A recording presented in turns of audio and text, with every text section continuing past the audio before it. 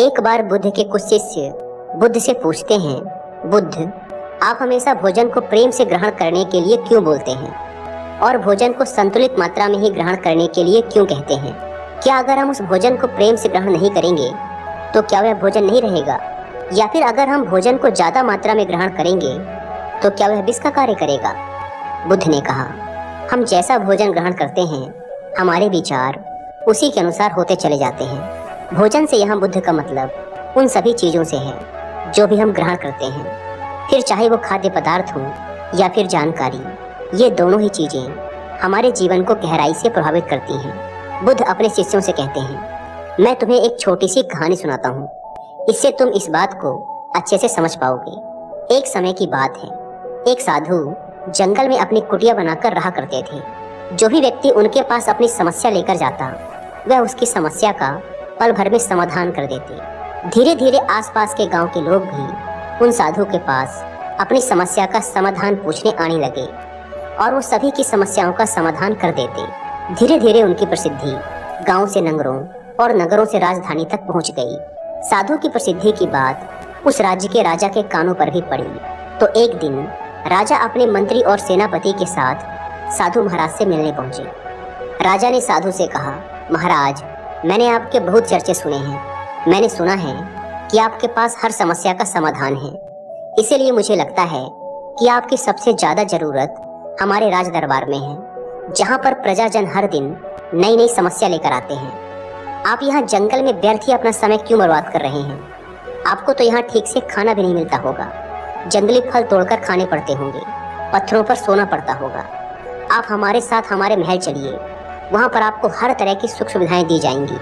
खाने पर स्वादिष्ट व्यंजन और पकवान होंगे, आप उनका स्वाद लीजिए। आप यहाँ कहाँ अपना समय गंवा रहे हैं? आप हमारे साथ हमारे राज दरबार में बैठिए और राज दरबार की शोभा बढ़ाइए। वह साधु उस राजा से बहुत मना करते हैं, लेकिन वह राजा नहीं मानता, उनके चरणों में गिर पड़ता है और अंततः वह उन साधु को अपने साथ महल ले जाता है। और महल में वह राजा उन साधु को हर तरह की सुख सुविधाएं देता है। धीरे धीरे समय बीतता है और समय बीतने के साथ ही धीरे धीरे साधु का व्यवहार भी बदलने लगता है।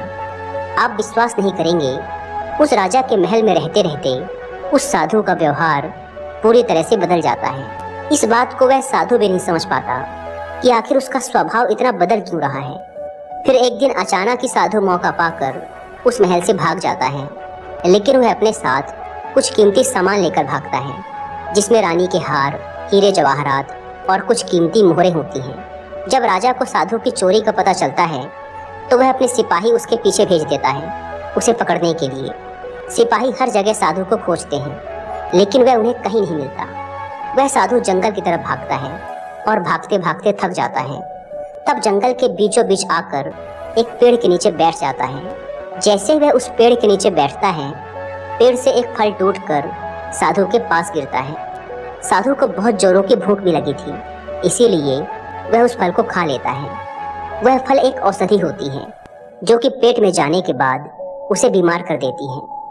अगर बिना जरूरत के औषधि भी ली जाए तो वह भी शरीर को नुकसान पहुंचा सकती है।